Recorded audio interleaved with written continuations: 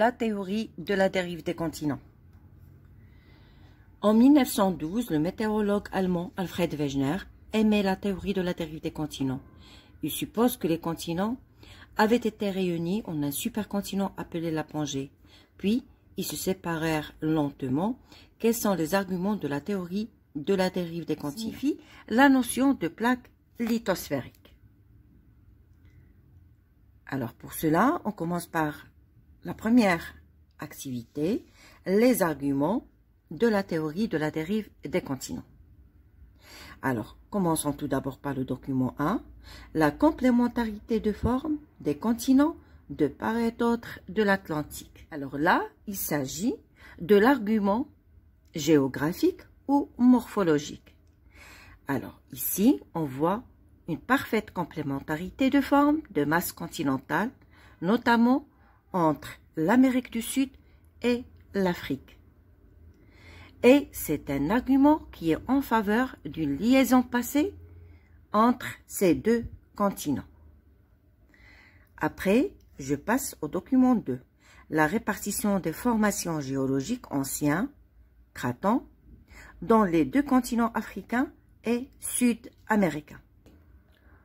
On constate qu'il y a une similitude des chaînes de montagnes anciens âgés d'à peu près moins 450 millions d'années à moins 400 millions d'années, de part et d'autre de l'océan Atlantique, avec une continuité des airs d'affleurement des roches anciens âgés de plus de 200 millions d'années, entre bien sûr l'Afrique et l'Amérique du Sud.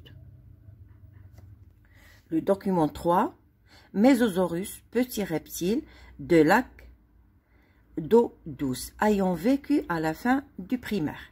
Alors ici, on a la présence d'animaux qu'on appelle Mosasaurus par exemple, et aussi des végétaux comme le Glossopteris et le Cynognathus. Alors, la présence de ces animaux et de végétaux fossiles semblables a été constatée dans les régions actuellement séparées par les océans. Cette répartition des fossiles peut s'expliquer par une réunion dans le passé de ces deux masses continentales. Et cet argument, on l'appelle l'argument paléontologique.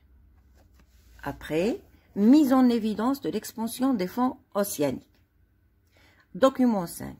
On a une coupe topographique qui schématise le plancher de l'océan Atlantique. On commence par la morphologie des fonds océaniques. Alors, les éléments du relief sous-marin de l'océan Atlantique sont, tout d'abord, on parle du plateau continental. Alors, le plateau continental, c'est une zone à faible pente et à une profondeur qui peut atteindre 100 mètres.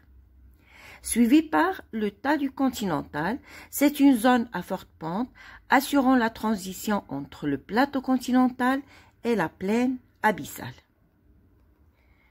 Après, la plaine abyssale, c'est une zone qui est très profonde, relativement plate, avec une profondeur qui peut atteindre même 4 km. Enfin, on arrive à la dorsale médio-océanique.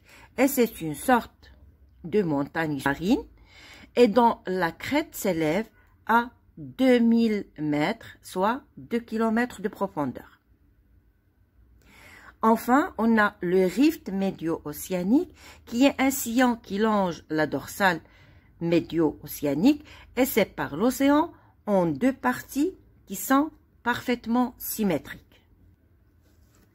Enfin, on arrive à la notion de l'expansion des fonds océaniques.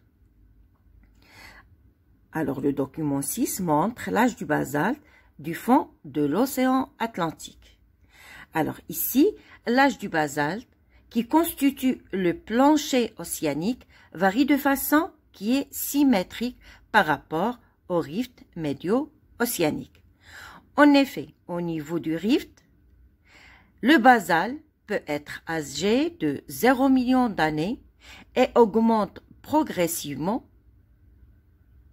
lorsqu'on s'éloigne du rift médio-océanique pour atteindre à peu près jusqu'à 164 millions d'années dans les régions qui se trouvent près des continents.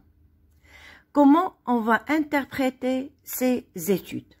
L'augmentation progressive de l'âge du basalte du fond océanique à partir du rift trouve son interprétation dans le modèle de l'expansion des fonds océaniques.